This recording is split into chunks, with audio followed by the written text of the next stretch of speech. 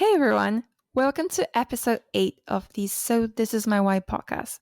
I'm your host and producer, Lingya, and today's guest is Barbara Woolsey. Barbara is a Canadian freelance journalist that I first came across through her photo article, which was intriguingly entitled, I'm Quarantined with the Michelin Chef. It's kinda annoying. I was completely drawn into her narrative and also her extensive body of work.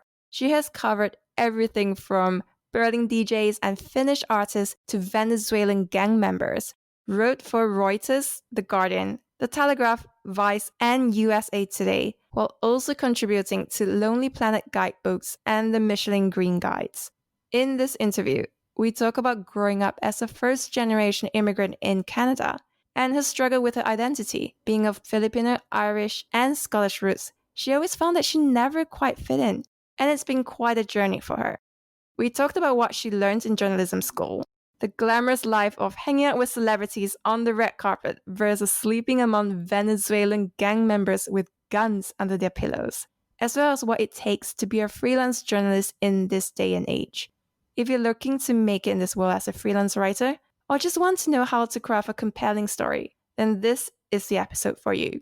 I'd also like to give a small warning in advance. The recording for this episode was a little patchy at times, and I hope you bear with it. Hi, Barbara. Welcome to the show. I'm so excited to have you. Thank you. I'm really excited to be here. So I actually came across you because I was reading this photo article you wrote recently, and I just love the title of the article because it really drew me. And it said, I'm quarantined with a Michelin chef. It's kind of annoying. And I wonder if you could kind of share a little bit about what that is like with your quarantine life in Berlin, why it's kind of annoying.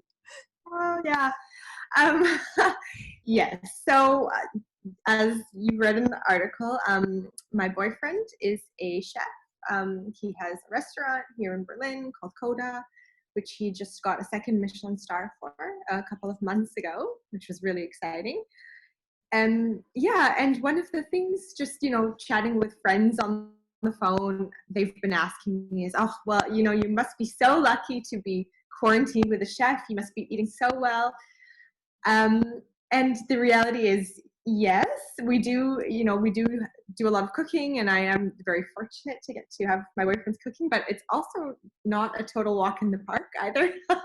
It can be there's a lot to it, as you read in the article, that we have to figure out. Of course, we have very different lifestyles.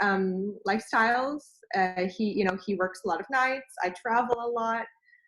So to be actually spending time together 24/7, both working in our apartment, it's been quite difficult. I imagine it's quite a struggle for a lot of people because a lot of people have been used to like seeing each other maybe once or twice or never at all, and now suddenly you're just forced into this one place 24/7. How long have you guys actually been in a lockdown for, though? I mean, we're recording this in mid-May. Yeah, since the middle of March.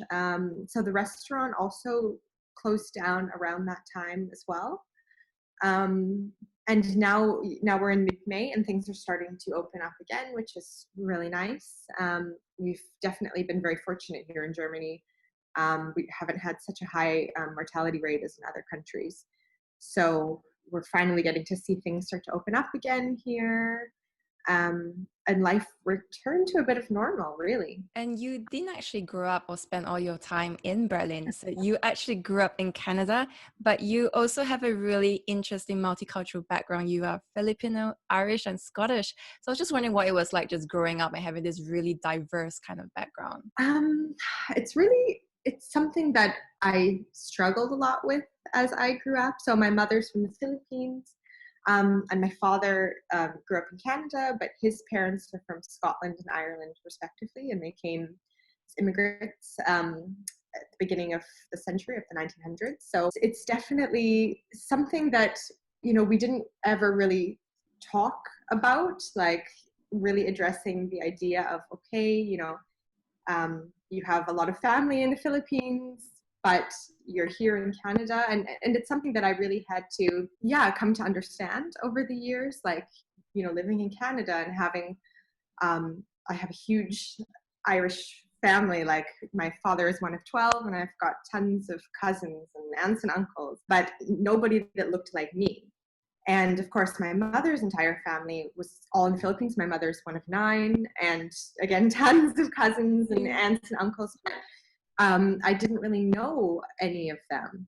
I mean, we talk on the phone, but it wasn't, I mean, a lot of them also don't speak a lot of English. And so it was really something that I've had to, that I had to think a lot about, I guess, over the course of my life.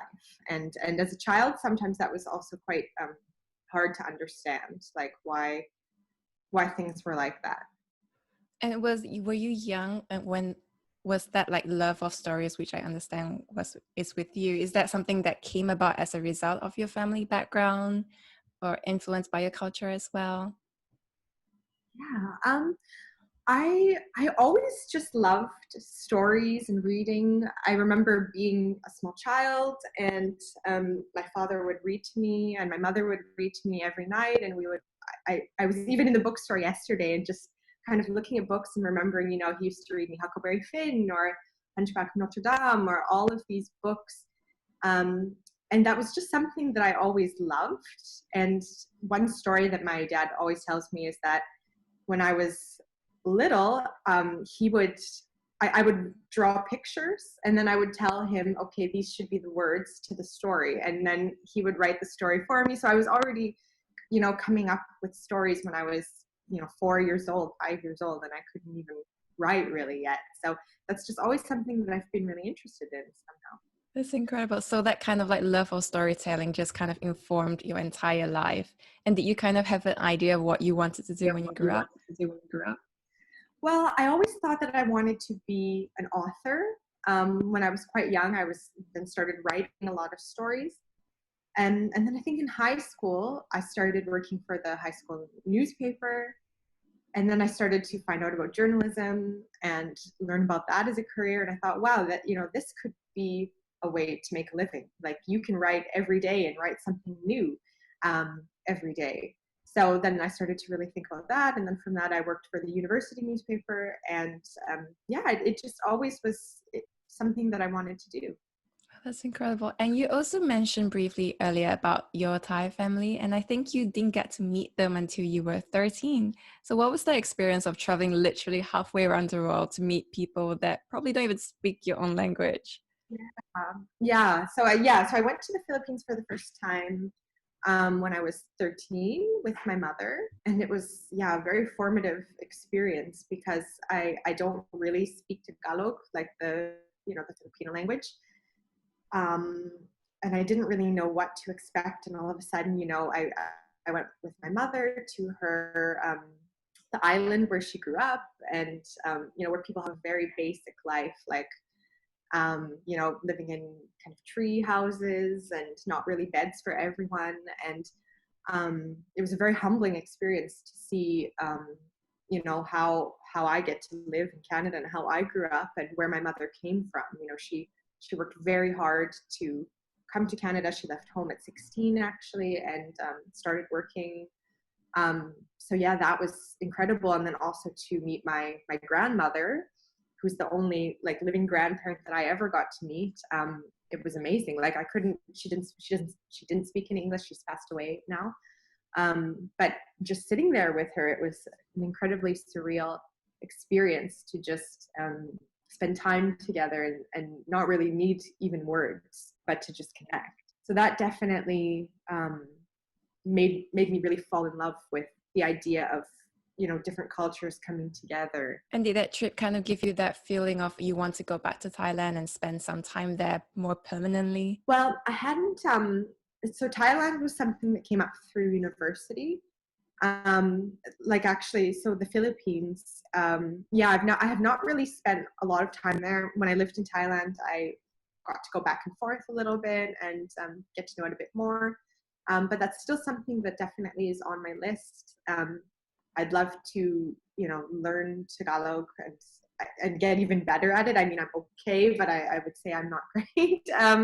And really just, come more in touch with that culture for sure, because that's such a big part of me and who I am. Yeah, that's incredible. And how did you end up decide, like, how do you once you decided you wanted to do journalism and that process of deciding and actually going to university, could you kind of like share with us that experience? Yeah, so where I grew up in Canada, I was quite lucky that there was a journalism school in that city, and it was known for being, the best journalism school in Western Canada, where you could also study in a small group, get an internship as part of the curriculum. So that already was very attractive to me, that I, started to take steps once I went to university. So I joined the newspaper, that I started to really prepare for that entrance exam. And yeah.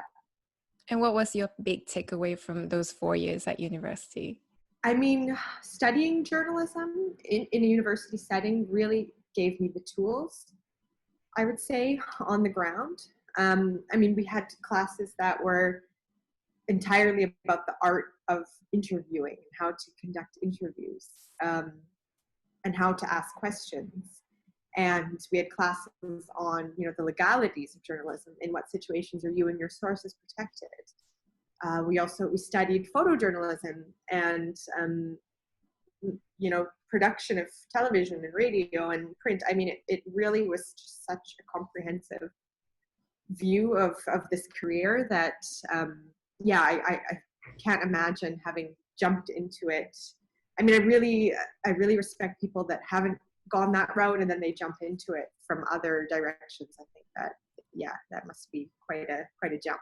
Yeah, you mentioned earlier the art of interviewing, and I find that so interesting. Like, what about it? Do you have any tips for this interviewing process?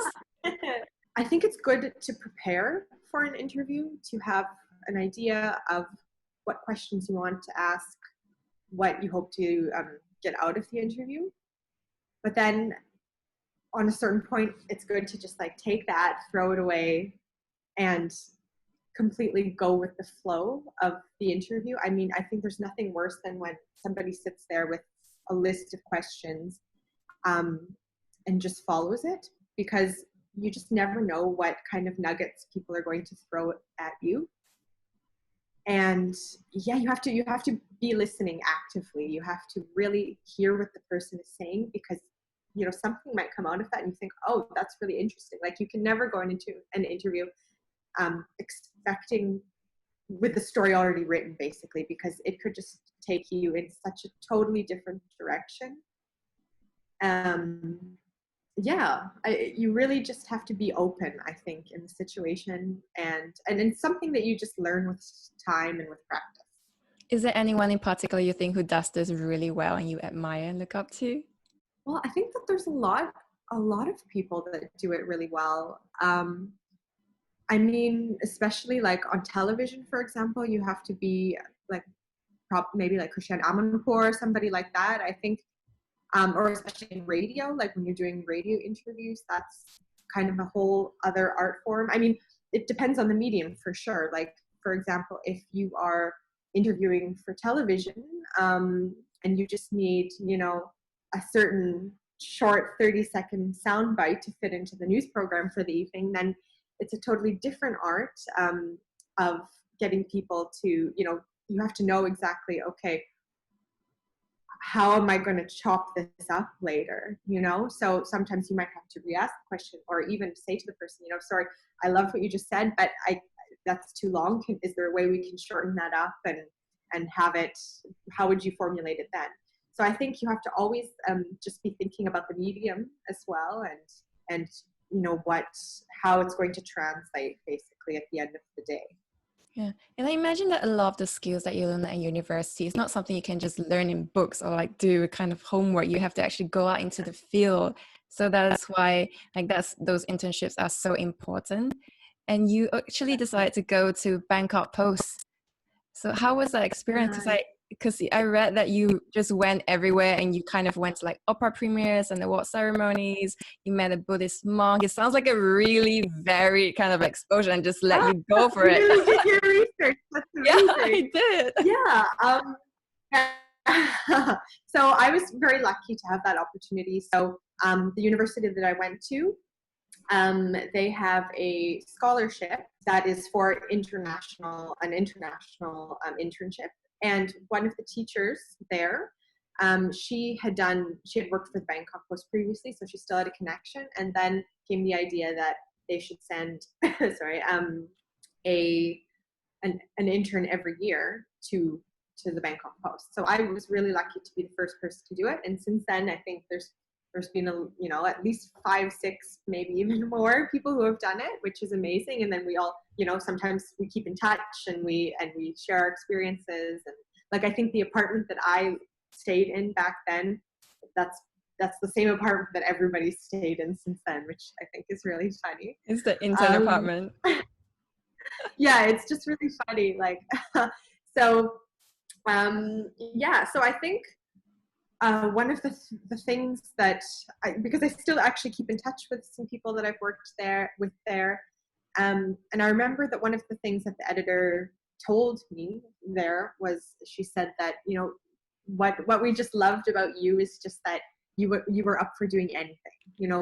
We could send you to the opera and you would cover it, or we could send you to this or send you to that, and you never said no.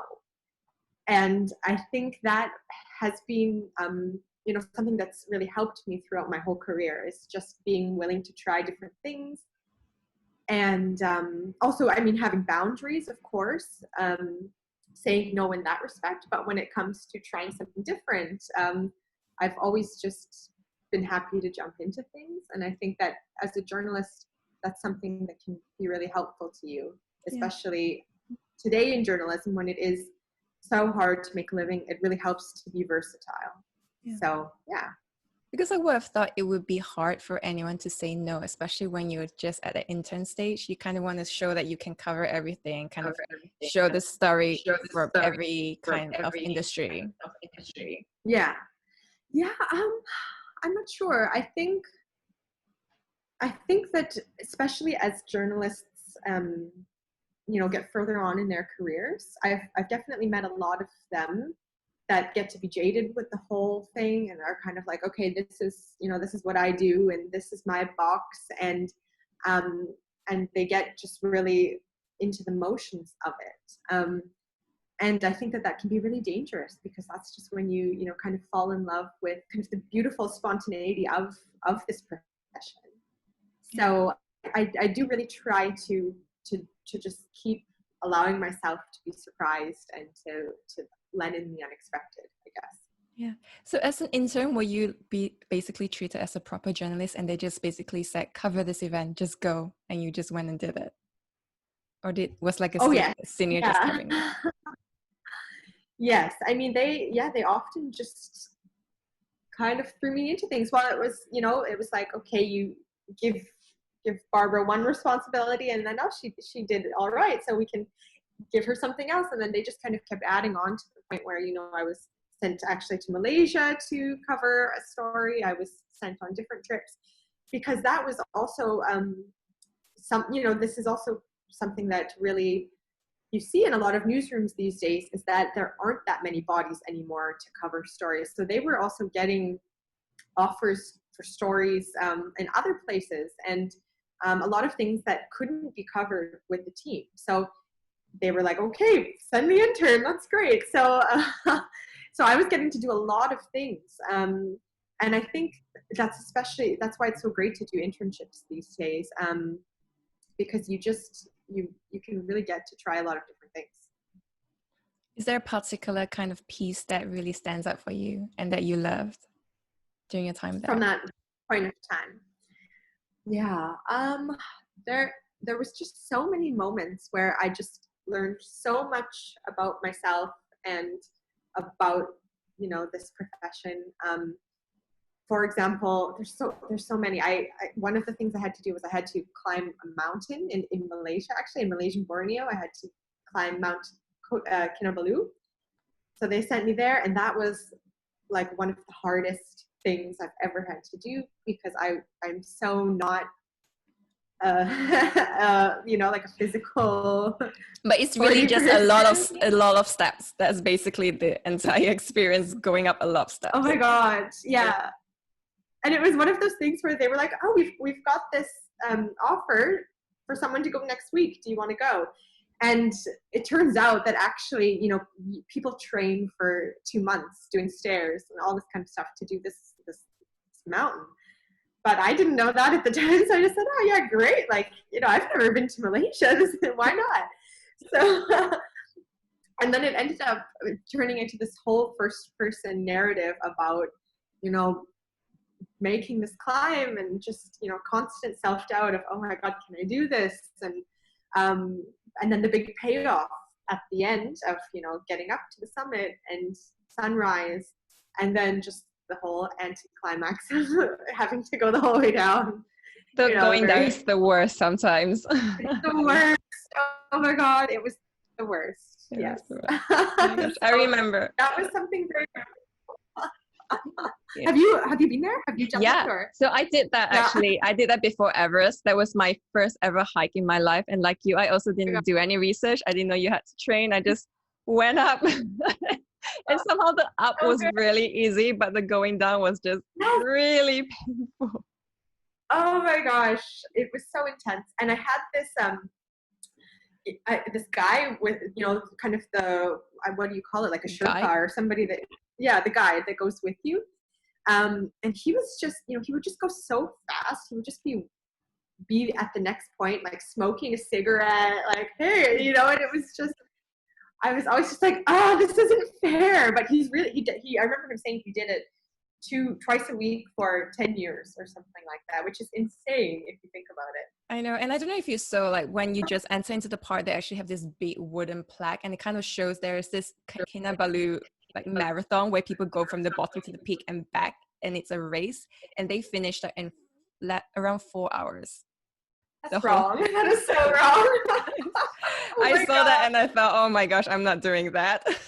Oh my God. I couldn't walk for like days, like a couple days after that. I don't know how it was for you, but oh. And I was pathetic enough that as I was going down, the guy looked at me and said, do you want me to carry you? It's for free. That's how pathetic it was. I didn't know that was an option. It is an option, but you have to pay. But I was so pathetic. The guy looked at me and said, I will do it for free. It's fine. Oh my God. I had a walking stick in the end. Like, oh my goodness. I wish I would have talked to you before that. It's okay. Now you know. There is such a... Now I know. I know. Next time you go, you're much more prepared.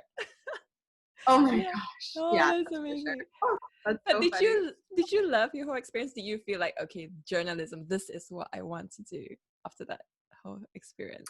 Yeah. So the Bangkok Post experience was, for me, you know, the thing growing up, I never really felt like I fit in. I didn't really, you know, fit in culturally, racially. So I really struggled a lot with my identity. And then for the first time in my life, I think it was at the Bangkok Post. That was really the first time ever where I felt like I fit in, or not even I fit in, but I don't need to fit in, because it was just such an international group of people with, you know, stories that were just so colorful culturally. You know, there was another journalist who was half Filipino, just like me, but he, you know, he grew up in Germany, but now he lives in Thailand, and he, you know, and just people that had, you know, lived in Japan, or, you know, grew up in Thailand, but studied in America, studied in the UK. So it was just such a vibrant place that I started to feel like, wow, this is totally okay that I have this story. And not only that, but it's you know, it's interesting. It's beautiful to have all these kind of cultural pockets in your life. And so that for me really also then made me fall so in love with Thailand that I ended up going again, and that that I started to just feel comfortable in my own skin. Yeah, I find it so interesting that you said you felt like you were like more accepted, I suppose. And I wonder if it's because, are there issues with people kind of highlighting the fact that you were different, and that's why you struggled so much as you were growing up there, as opposed to going to work with Bangkok Post? Yeah, so where I come from in Canada, it's not necessarily it's quite a conservative place. And, people are wonderful and lovely, but I didn't exactly have that many examples of, people to talk to that, had my same story where, they had parents from two different cultures. And, to grow up in a household like that, I think it's a really interesting story. Growing up as a first generation immigrant where you have parents, from other places, and, growing up in Canada where it is so diverse, but there wasn't necessarily a conversation about that. It wasn't necessarily something that I think my parents even thought about. So I think it's something that I'm definitely aware of now, and that I would definitely speak with my own children about. And there just wasn't a lot of examples of that, I guess. Yeah. So after you finish, internship, you finish your degree, you actually continued staying at Canada rather than going overseas. You stayed at CBC. So I wondered if you could kind of share why that was so and why you decided to leave in the end. Yeah. Well, so I was very lucky that after university I got the opportunity to work for the CBC, which is an organization that I really respected, and that was kind of a dream. So I started doing TV reporting for them, and I just wanted to get experience right off the ground, after graduating.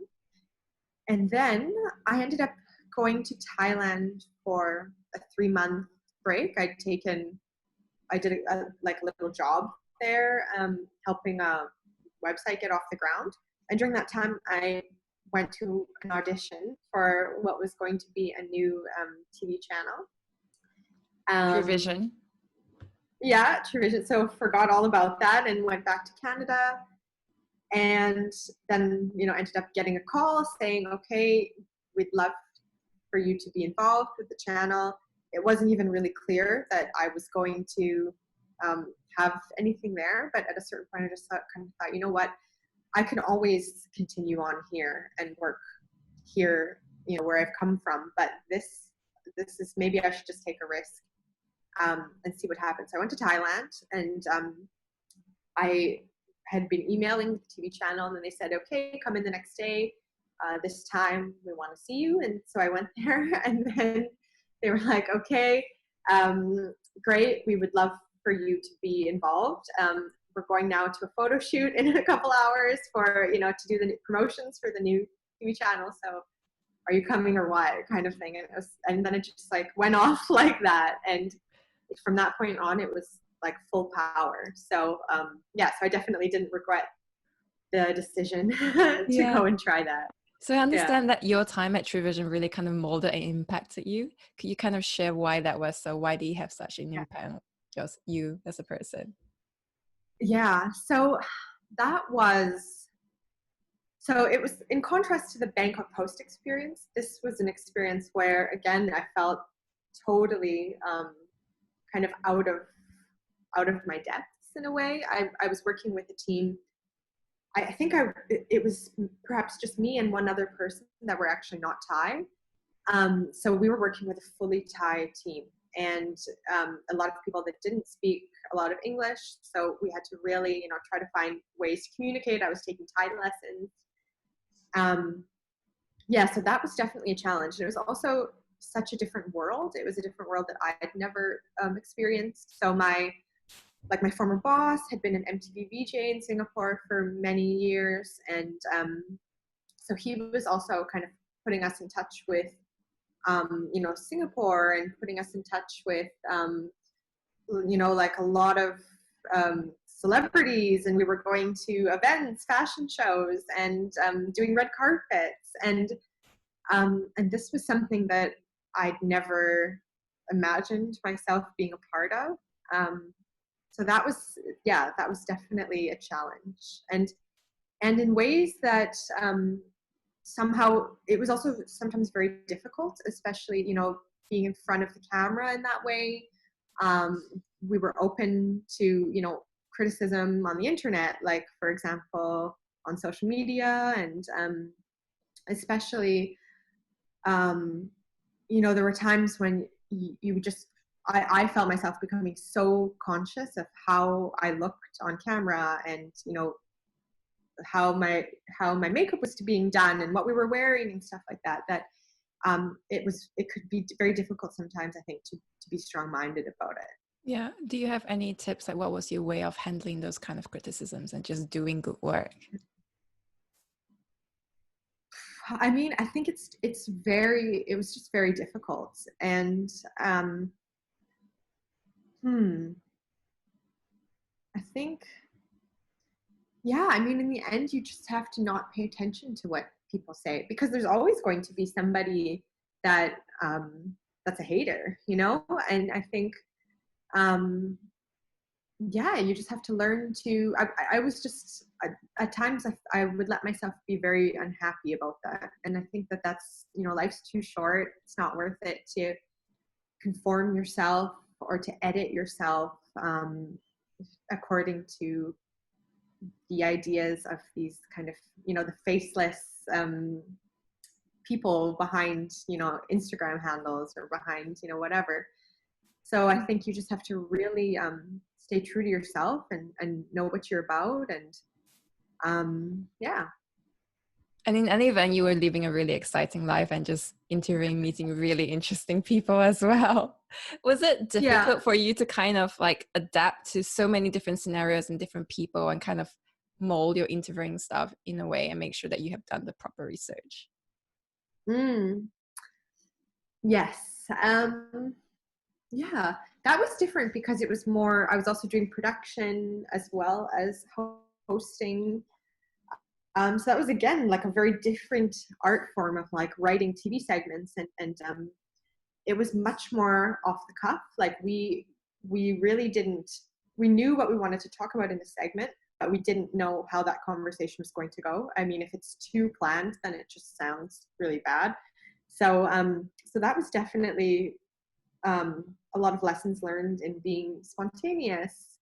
And sometimes we would just try things and just kind of be silly, and yeah, and I really I really liked that. I felt like that was definitely something that I learned to do from that, is just to kind of like put me in front of a camera and I could like talk to you about whatever for whatever amount of time. Yeah. And so that was kind of fun. So you were in True Vision for about a year, and could you just kind of tell us like what happened between that period before you decided to move to Berlin, which is again almost on the other side of the world, and decided to switch from a proper monthly paying job to a freelance life? What were your thoughts behind that decision? Yeah. Well, it wasn't really a decision that I took. It was more forced upon me. So the TV channel ended up closing. And I then was faced with the decision of, okay, what am I going to do? Should I stay in Thailand, look for other things? And the opportunity to move to Berlin presented itself. I'd been before on holiday, but I'd never really spent that much time in Europe. I was very curious about Europe. And my partner at the time had a company there. So I just thought, okay, you know what? Again, the same idea of leaving Canada, like I can always come back to Thailand. So this time, why don't we try something different again and go to Germany? And yeah, and so then the freelance life started immediately. And I think that was perhaps everything up until that point had really just, things had fallen into place quite easily. I see now. But Germany, that was definitely something I had to really work hard at, was to create a life for myself here, create a network, and find work here. Because I was coming to this country, without speaking the language, without knowing anybody. So that was definitely very difficult. The first year was quite difficult, especially, going from having a somewhat glamorous lifestyle of working in television and, getting to go to all these events and knowing all these people, and then coming to a place where you don't know anybody, and it's also just such a different vibe. Berlin is really laid back. People don't get, really dressed up here to go out, or, it's so not the scene here. So it was definitely an adjustment. And did you speak German at the time, or were you coming in fresh and you had to learn from scratch? No, I mean, it was a very humbling experience. I started going to a language school, and I was in classes with quite a few new immigrants to Germany, refugees. And I was just, back to square one, working the same as everybody to learn to speak German. And I just recognized it as something I had to do. I mean, there's a lot of people here that, continue to, after 20 years, they don't speak German here. But for me, I knew that was something that I really had to do for my profession, but also just in terms of feeling good about things. I didn't like, going to the bank and not being able to talk to someone directly about my own personal things, or for example, finding an apartment. Like I was always just, I felt like kind of the silent player in my own story. So learning to speak German was really important in order to be in charge of my own story. Yeah, and I wonder, how did you begin to even find work when you didn't know anyone? You didn't even manage to speak the language in those initial days. What Yeah. was going through your mind? How do you even begin? Well, I mean, just kind of the same philosophy of just try everything, see what sticks. I mean, I did things in the beginning. For example, I taught kindergarten classes. I taught English in kindergartens. I did little jobs here and there for startups. I just really I did things for very little money, just for bylines, and I did an internship here with a magazine. I just really tried to meet people and get to know things here, and eventually it was just, again, like one step in front of the other, getting to the point where I am now. Do you ever feel at any point that it was too hard and you want to just move back home maybe and do something else? I definitely thought about it. I mean, I would say that was a pretty low period in my life when I was really trying to figure things out here, especially knowing, if I moved back to Canada, I would have a good resume to kind of work with. And, I had a friend, for example, that had just moved to the UK at the same time and was getting a lot of opportunities really quickly. And it was like, oh, well, if I went to somewhere where English could get me through, then, absolutely. But I was committed to making it work here. So I just thought, what, just keep going. And if at a certain point you want to say, you want to throw in the towel, then it's okay. But everything, like things kept getting rewarded. Like I'd try something and, oh, that maybe didn't work, but, tried something else. And it was just one thing after the other that I just kept the door always open. And a lot of editors in the States, for example, got to see that I was reliable and that I, could do the jobs that they were giving me. And so I really just started to build a network. And so I just didn't give up. So where were you even finding these opportunities? Was it online on job boards and you just apply for all of them and hope that something sticks and you just do the very best every time? Yeah. In the beginning, it was a bit of that, but then it really just started to work through word of mouth. Like someone would, like the journalism scene also in Berlin or the English journalism scene rather, isn't that large at the end of the day. So, you'd get to know someone and they'd be like, oh, I can't do this job. I've already booked something, would you want to do it? And it just really started to function that way, that people started recommending me for different things. And then, so I also really believe in, kind of paying it forward and also helping other new journalists, because back then there was really, a couple of quite seasoned journalists here in Berlin that were like, yeah, sure, let's go for a coffee. I'll tell you what I know. And so I just really believe in the karma of that whole situation. Like, if you are reliable and if you are good, then it'll start coming back to you. And it's important to also pay that forward to others. Do you remember a turning point where you thought, okay, I've kind of make it, I can make this work? I don't know if there was one moment where it was clear to me. I think a proud phase was just when I started to do interviews in German. and really be able to start working in German. That was a feeling that was a time that really, I'm sorry, there's somebody looking through the window. Yeah, so that was really a moment when I started to feel like, okay, it's what I've been doing and what I've been putting so much effort into is finally working. I'm finally starting to see the benefits of that. Yeah. Wow. And could we kind of talk about the finances, because that's kind of a thing that people don't really share. Absolutely. I mean, like, I imagine like with freelance work, every time you apply for something, even with the same people, you have to negotiate your rates over and over again. And if you're an unknown entity, you start from the very, very, very bottom, and you kind of have to build it up. And even when you've been spending a decade there, your rates could still be considered quite bad as well. So I was wondering, like, what is the scene like, and how did you even begin to negotiate? What are the rates like? Yeah. Really depends. Like in the beginning, I was doing things for not a lot of money, just to kind of get my name out there. I mean, even still, I know a lot of writers that have to, do a bit of, oh, sorry, just one sec. I have to let somebody into the restaurant. So it's still always a work in progress. I know a lot of writers that kind of finance their life by, doing a bit of, writing about the passion projects, the things that they love. But then they also have to do a bit of, corporate writing on the side, or copywriting, like things that aren't necessarily, their passion, but it kind of pays the bills.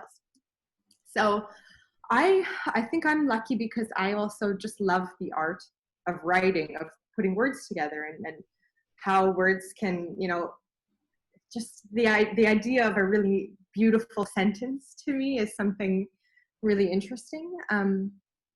So I've definitely been able to kind of find interest or find fun in a lot of things that maybe weren't necessarily what I wanted to be doing. And I think that that's just important. And also just knowing your worth. I think that's something that I've had to really learn as I've, gotten later in my career, is also not be afraid to say, you know what, I would love to do this, but I need to have a bit more money for it. So I think it's really just about like, it takes a lot of time. Also just calculating, okay, how long is this going to take me? What do I want to have? It's a constant, and there's nobody that tells you how to do these things. Like that was something that I really struggled with also in the beginning, was properly calculating, rates and stuff like that. Yeah. But I think you start to get a feel for it. And the thing is, it really just depends so much on, what market you're working in. And so it's not really, you can't really say, there's no blanket answer. But I think that, you kind of talk to other journalists and you get to know other people and you start to get an idea. So I imagine, for instance, like travel would pay a lot less than writing about current affairs in a big publication. Do you kind of have could you give us an idea what the rates are roughly for someone who's just entering and someone who might be, say, in the field for 5 or 10 years? Yeah. It honestly, it varies so much between the different, countries and markets. It's so hard to kind of put a number to it. I mean, in the States, a good publication would, people say, oh, $1 a word. But to get $1 a word, I think it's not. That's the holy grail. Pretty tough. Yeah. Especially nowadays when, kind of coronavirus times, there's a lot of layoffs. So I think, especially, I've just seen so many ebbs and flows in this industry over the last few years. I mean, just, a wave of layoffs here, or, oh, a new publication is starting and they've got a fantastic budget, and then, okay, that didn't work, layoffs. With everybody that I've worked for. So you really just get used to it, and just kind of learning to be on your feet, and kind of having a lot of different contacts. That's something that I really learned is, there were times as a freelancer, especially at the beginning, when I thought, oh my goodness, like I never want to be in a position where I don't have enough work. But somehow work has always found me in a way, which I think is, I'm really lucky, but also it's kind of like the proof is in the pudding. If you prove that you are reliable and good to work with, then, you know, people will come to you. So clearly that a lot of your success has to do with the fact that you just know how to maintain good relationships with everybody, and they just kind of keep in mind, this is a great person to work with. And I was just wondering, how do you manage to keep those relationships alive? Clearly, I mean, I don't think you get to meet them and see them in person all the time. So how do you make sure that you're kind of in their mind? And also, I understand that editors get replaced quite a lot as well. So you might work for that publication, but they might have changed. So how do you manage that? Yeah, I mean, that's the thing, is it can also work the other way too, right? Where I've had editors that worked at one pub and then all of a sudden they're working somewhere else, and wow, okay, now I've got a connection to them over here. So I think in this day and age, it's also hard to really stay in touch. Everybody's so busy, but I think social media is a really good way to see what everybody is up to, you know, who's working on what stories, who's publishing what. And I think that's kind of the way that I see, you know, what other writers who I admire are doing, what colleagues are doing. Yeah. So do you kind of look at social media? I think this is a really current subject. Yeah. Oh, I can actually kind of hear myself coming back. So let me just repeat that question. So do you kind of look at the social media and to know what is kind of happening in the world, but then you realize that certain publications haven't covered it, and so you kind of pitch it with your own twist? Is that how you would kind of go about doing things? Mm-hmm. Yes. I mean, I think it's very important to be sensitive to the landscape and to see, I mean, you have to, if you are a writer, you have to be a reader. You have to see what else is going out into the world. What you publish and what you actually get to write about, it also doesn't necessarily have anything to do with that either. Like, you know, a story might get taken, might not get taken, you know, because they've already got something that's kind of similar to that, or there's a million reasons that you don't know. But I think it is really important to be in tune with, you know, what's going on in the news. And what my personal goal always as a writer is to find a different angle, like to find the angle that nobody is expecting on something. And that I think that's a really fun challenge, because you know, one of the best compliments I think I ever got, without it even being a compliment, was I did a story about the head of Godiva chocolates, for example. And he, you know, and there were other journalists kind of covering the story, and they went a really linear route on it. But I found out that he actually used to be a chemist. And so I decided to cover it from the side of, okay, what does chemistry have to do with chocolate making? And how does being a chemist, how do you create flavors with this background? And, you know, and he, when we did the interview, he was like, wow, these are questions that nobody's ever asked me. And I have to really think about this. And for me, that was just such a compliment for somebody to say, wow, nobody's come up with that. And so I always really try to find an emotional angle or something kind of weird or quirky, because I think that you can find that anywhere. I think everybody has a story to be told. And I think, yeah, there's just, people are just such, they're just such landscapes of, you know, over the course of a lifetime, you just find, you have so many moments and experiences. And I just really love to kind of unravel that and tell personal stories. Yeah. And one thing that I'm really interested about is, how do you even get to meet these people to interview? I can't imagine that meeting the head of Godiva was very easy. I mean, it must have been really hard. Yeah, I mean, I don't know. Sometimes, honestly, one of the best ways to find stories is just small talk. Like, I've had so many little brainwaves of like, wow, that could be a cool story, by just, you know, chatting with people, which is really amazing. One story that ended up being totally viral, and it's still something that I see getting shared like constantly, even though I wrote it a few years ago, was I interviewed, I went to Spreewald, which is about an hour from Berlin, to do a story about pickles, because they have, you know, they grow pickles there. It's kind of their they grow cucumbers and make pickles. It's kind of a large industry there. And I ended up meeting this guy who worked for a pickle company, and part of his job was actually taste testing the pickles. And I was like, oh, that's just so weird. That is such a weird, interesting thing. So I ended up interviewing him on what it's like to be a pickle taste tester. And that story ended up getting like thousands, like million, I don't know, tons of views, even like consistently. I saw it posted up again a couple months ago, and I just thought, wow, that's really funny. That I think that you just be open to that situation and like, oh, okay, how can this person's that's also a really interesting story, like tangent to the story that I started working on. I think that there can always be all these splintering off stories that you just have to really be open to and tuned into it. So how do you actually build rapport with someone that you're meeting for the first time and kind of get them to open up and really share, where you get all those juicy bits that you can put into the stories?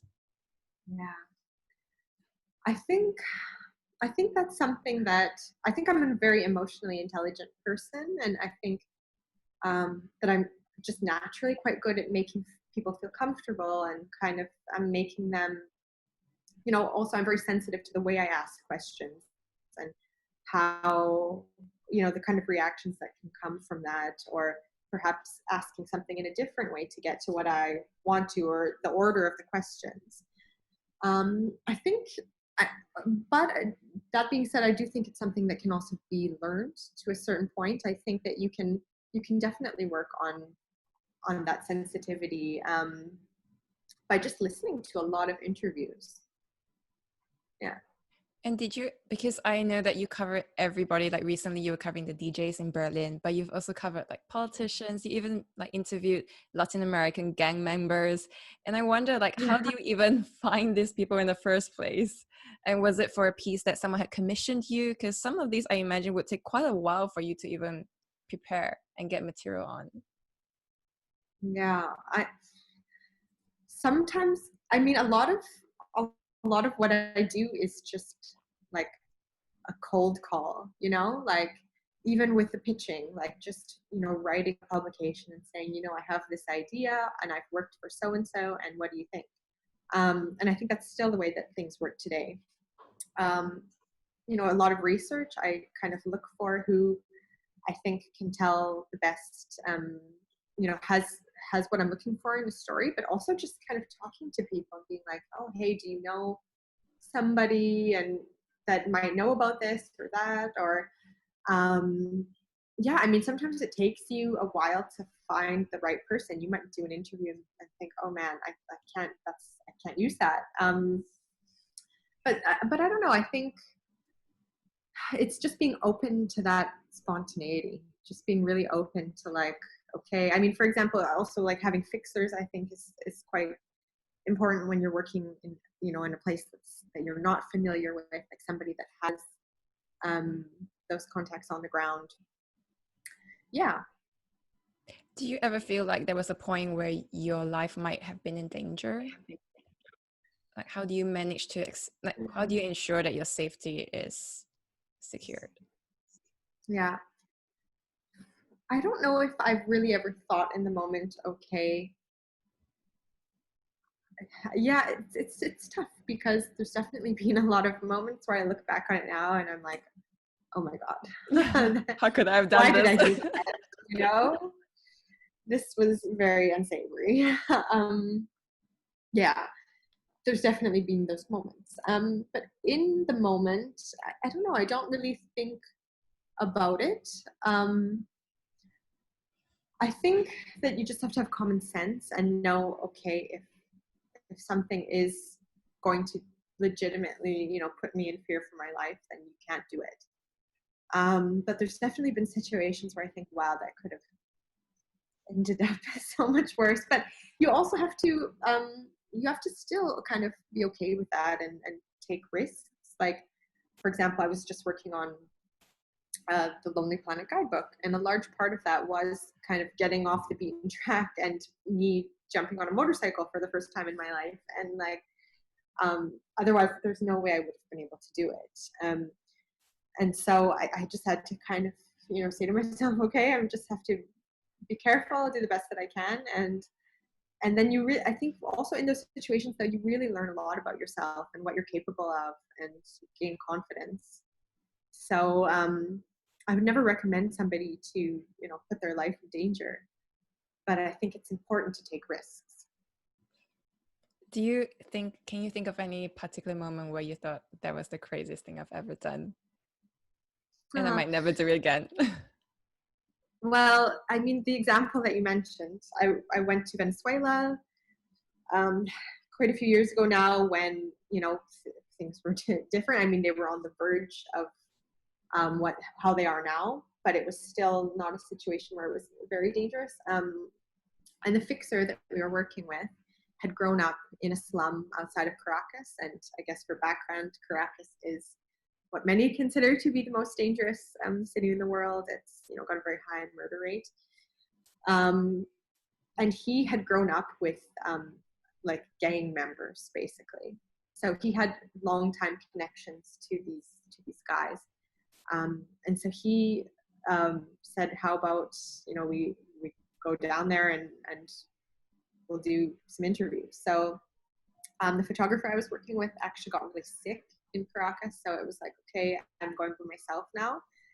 And so I ended up spending the night there and spending time with these gang members that he'd grown up with. And they were, guys that legitimately sleep with guns under their pillows. But it was a very interesting look into their lives, because they live in a slum area that's very dangerous. And so some of them felt like it was something that had been not something they chose, but it was something that had been kind of pushed upon them to protect their area and protect the people that they love, that they needed to resort to violence.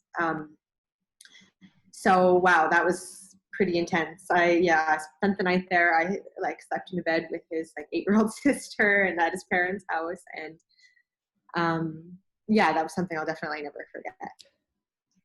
That's okay. Does your family never feel worried for you, or did you just not tell them and just went all the way to Latin America and came back? Were your family ever worried about you doing these kind of things, or did you not tell them, just went to Latin America, had the experience, came back and just told them? Yeah, there's still a lot of things I don't tell them, or I tell them after the fact. They're still always worried. I mean, I bought a bike in Berlin and my mother's like, oh my God, you can't ride a bike, and it's like, oh, if you only knew the other things that I've done in my life. I'm an only child, so I also try to kind of give my parents as much peace as possible and not worry them too much. Yeah. And how do you manage the balance between life and work? Because last year you spent 20 weeks on the road, which is quite a lot. Yeah. Oh, it's a lot. The reality is, when you're living like that, there also isn't that much balance. I mean, you just have to be, you're coming home for one day and then you're off to another place the next. And it is really exhausting. It gets to be a lot, always sleeping in a different place every night, and airports. And I mean, it's something that, you look at in times of Corona and you think, wow, you do miss it. But I definitely consciously said to myself, actually this year, even before we came into this crisis, that I wanted to, spend a little bit more time at home. And because it's really hard, you're just kind of spinning the whole time. You're not really coming into, a quiet place where you can really be creative and have time to think.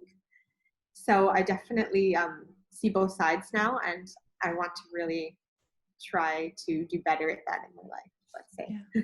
So I would love to go back to the Corona a bit later, but one more question before that. How do you manage to ensure that you properly look after yourself with this kind of hectic schedule, especially on the road? Do you have any kind of self-care rituals that you use all the time?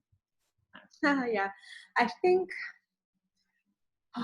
that as I get older, I also just pay attention more to what I need to be able to go out the next day and work on a story. when I was younger, I used to kind of be like, okay, I don't need to get that much sleep in order to go and do what I need to do. But these days, yeah, I definitely get to bed at a certain time, even, you know, if everybody else is out partying, other journalists, and I definitely sometimes, you know, just have to listen to myself and say, you know, this is what I need.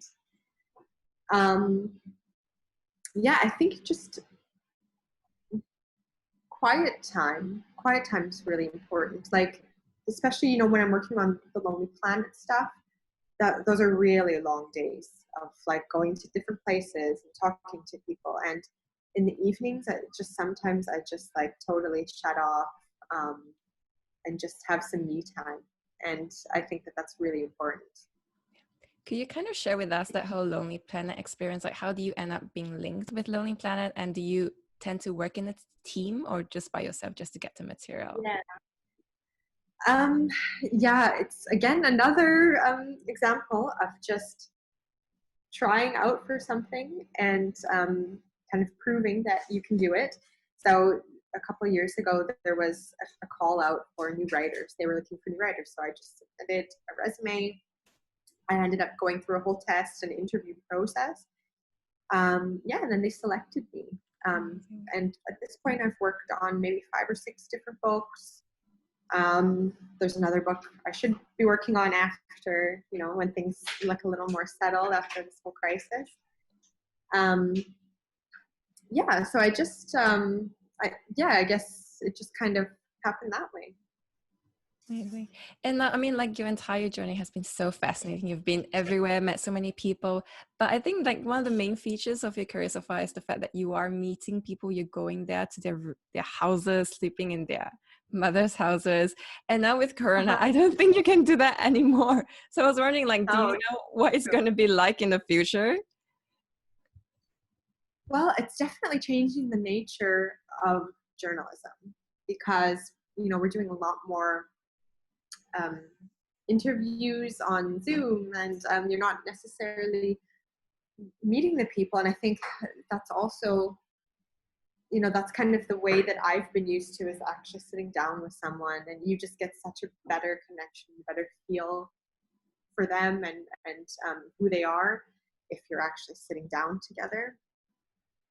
I mean, on one hand, this being able to work the other way, like using like Zoom calls and WhatsApp calls, that definitely opens up, I think, the industry and the possibility for talking to people, and maybe we'll all become more comfortable with communicating in this way.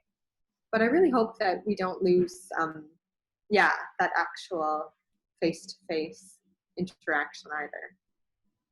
Do you feel that the quality of the kind of things you're getting is not as good because you're not meeting in person, but rather over some kind of virtual system?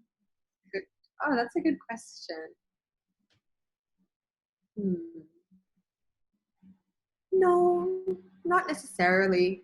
I mean, a lot of the things I'm doing right now are stories that are Corona related. So anyway, it's fit to, you know, to kind of the template of what our lives are right now.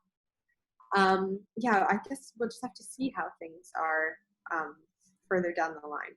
Yeah. And do you have any advice for someone looking to go into your field?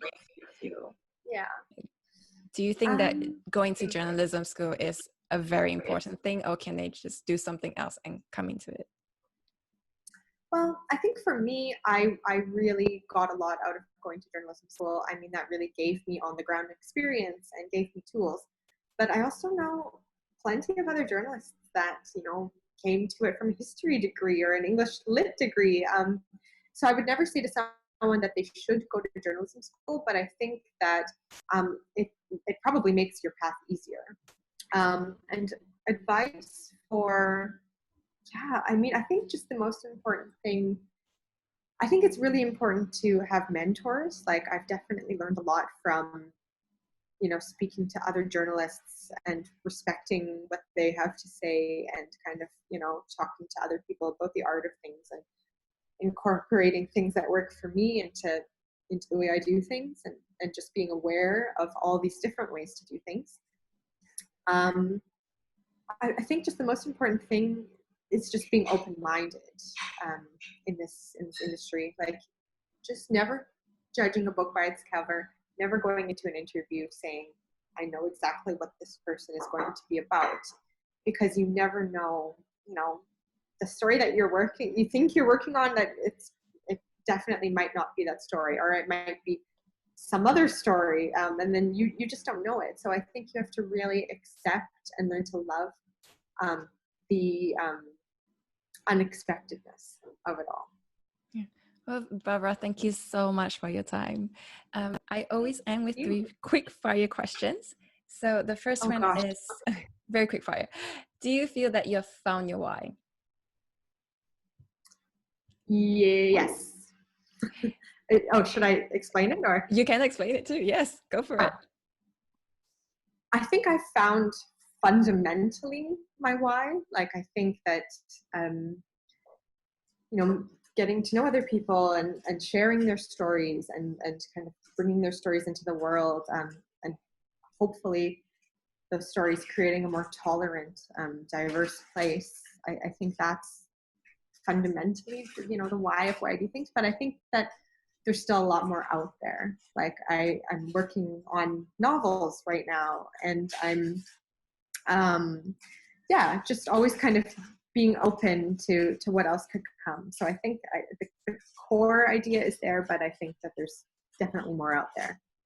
And what would your legacy look like, ideally? Well, I hope that I just would love for it to be a tapestry of, like, sharing people's stories and lots of different little moments that kind of create this cultural vibrancy that I was searching for, but I had all along, if that makes sense. I would like to write books. I'm working on a novel right now, and that's something I'd really love to continue on with. Just like to share more stories and just keep trying different things, really. Yeah. And finally, what do you think are the most important qualities required to succeed in your field the way you have? Well, I think, as I mentioned, being open-minded. I think that's probably the most important. Just going into something without any expectations, any judgments, and just seeing where it takes you. Well, thank you so much, Barbara, for your time. It's been really, really fascinating. Could you kind of share where people can kind of find you, contact you, and just follow what you're doing? Yeah. So I guess on my website, I always update it with articles. It's barbarawoolsey.com, or also on Instagram, on Facebook. You just have to search my name and you'll find me. Amazing. And I will also add all those links onto the show notes so people can easily just go and click and find you. Thank you so much, Barbara. Thank you so much, Ling. You're welcome.